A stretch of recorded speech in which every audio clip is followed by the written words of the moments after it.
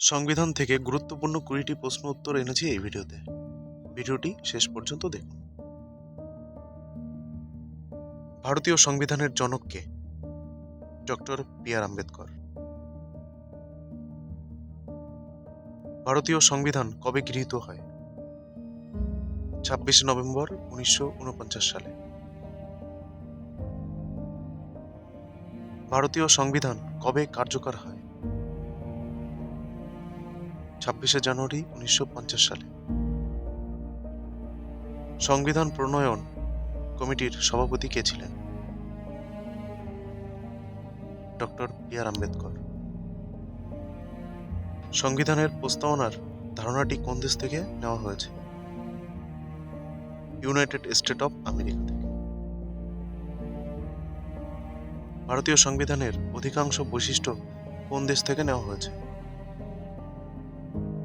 United kingdom, Britain অর্থাৎ England থেকে। সংবিধানের মোট কতগুলি মৌলিক অধিকার আছে? 6টি। মৌলিক কর্তব্য কত নম্বর অনুচ্ছেদে আছে? অনুচ্ছেদ 51 ক অর্থাৎ 51 এর এ। রাষ্ট্রপতি কোন অনুচ্ছেদ অনুযায়ী জরুরি অবস্থা ঘোষণা করেন? অনুচ্ছেদ 352। সংবিধানের কত নম্বর অনুচ্ছেদে মৌলিক অধিকার আছে? অনুচ্ছেদ 12 থেকে 35। সংবিধান সংশোধন প্রক্রিয়া কোন অনুচ্ছেদে আছে? অনুচ্ছেদ 368।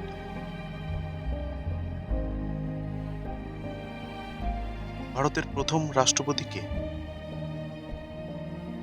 ডক্টর রাজেন্দ্র প্রসাদ। সংবিধান সভার অস্থায়ী সভাপতি কে ছিলেন?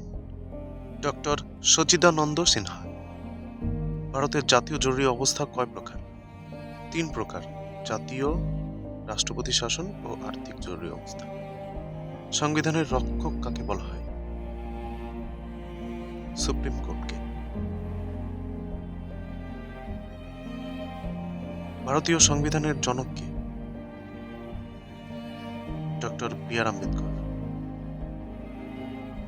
ভারতীয় সংবিধানের প্রস্তাবনায় কি কি আদর্শ আছে? সার্বভৌম, সমাজতান্ত্রিক, ধর্মনিরপেক্ষ, গণতান্ত্রিক, প্রজাতন্ত্র। সংবিধানের কোন অংশে মৌলিক অধিকার আছে?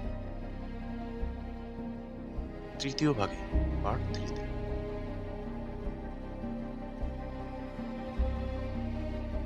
সংবিধানের রক্ষক কে? ভারতের সর্বোচ্চ আদালত, সুপ্রিম কোর্ট। ভারতের আইনসভা কি নামে পরিচিত? সংসদ। লোকসভা ও রাজ্যসভা নিয়ে গঠিত। প্রশ্ন উত্তরগুলি যদি তোমাকে উপকৃত করে থাকে তাহলে সাবস্ক্রাইব করতে ভুলো না।